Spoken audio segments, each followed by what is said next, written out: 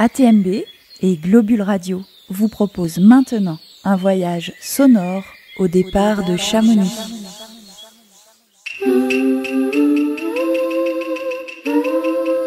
À vol d'oiseau.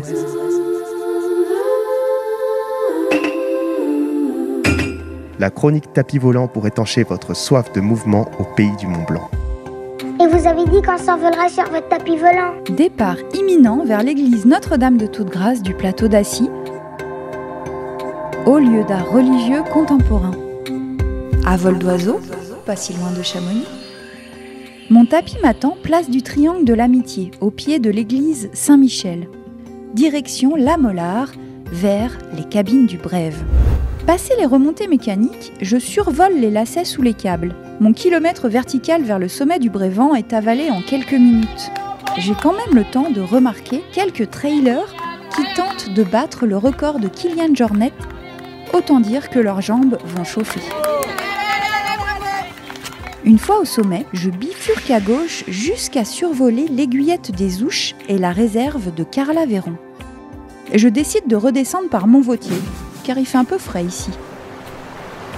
Oh, les gorges de la Diosa, faudra que je vienne les visiter un de ces jours. Je remonte au mont de Servoz, au soleil. En me retournant, je savoure la vue ouverte sur la chaîne du Mont Blanc et la plaine de Passy. J'arrive au lac Vert. Mon tapis s'arrête net, en plein vol, saisi par la beauté de cet écrin forestier aux camailleux de vert émeraude. Nous profitons quelques instants. On repart, survolons pleine joue pour redescendre cette belle route qui nous mène au plateau d'Assy et à notre objectif du jour. Hop! Je saute directement sur le parvis de l'église. Construite entre 1936 et 1947, Notre-Dame de Toute-Grâce est l'édifice clé du renouveau de l'art sacré au XXe siècle. Fondée par le chanoine de Vémy pour la population sanatoriale nouvellement installée, dessinée par l'architecte savoyard Maurice Novarina, l'église du plateau d'Assy a été décorée par les plus grands artistes contemporains. Ami de l'artiste et père dominicain Marie-Alain Couturier, le chanoine d'Évémy visite une exposition à Paris et tombe en arrêt devant un vitrail de Rouault, un Christ de la Passion.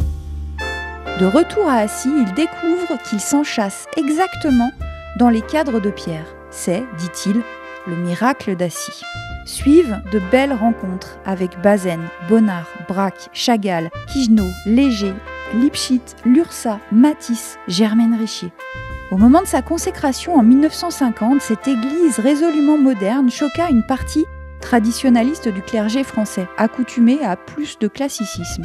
Les artistes ont été choisis pour leur qualité artistique et non pour leur engagement religieux, ce qui provoqua une vive polémique. Construite avec des matériaux du pays, elle utilise une pierre verdâtre mouchetée de noir et blanc, le grès de Taveyana, le bois et l'ardoise. Les travaux sont confiés à des entreprises régionales. Ils commencent en 1938 et sont terminés, pour le gros œuvre, avant la déclaration de guerre.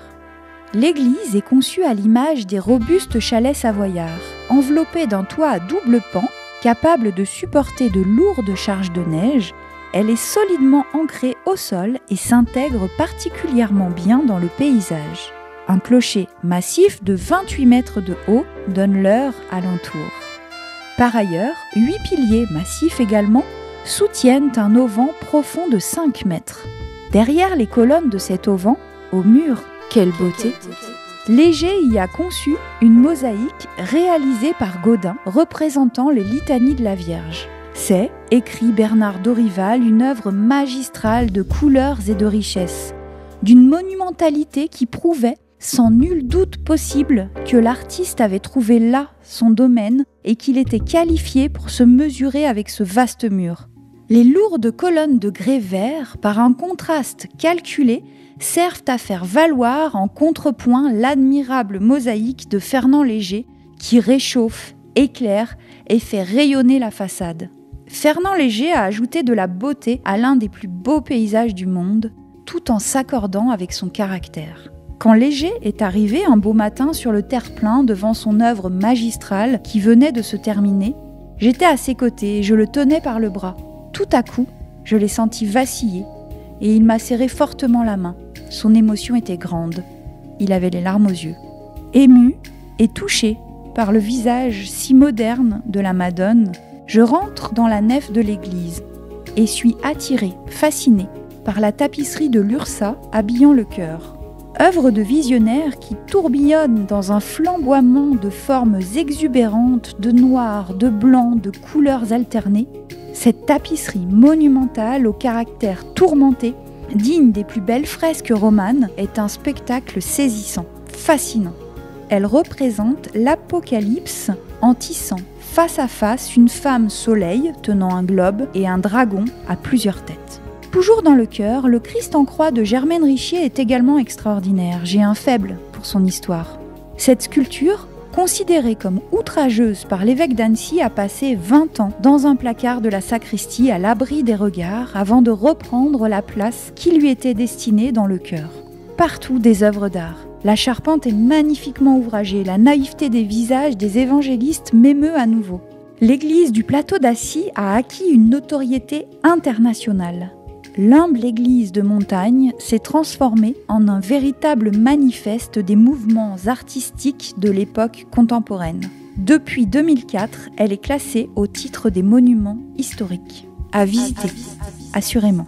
Si vous n'avez pas de tapis volant, vous pouvez aussi prendre la sortie 21 sur la 40. À vol d'oiseau.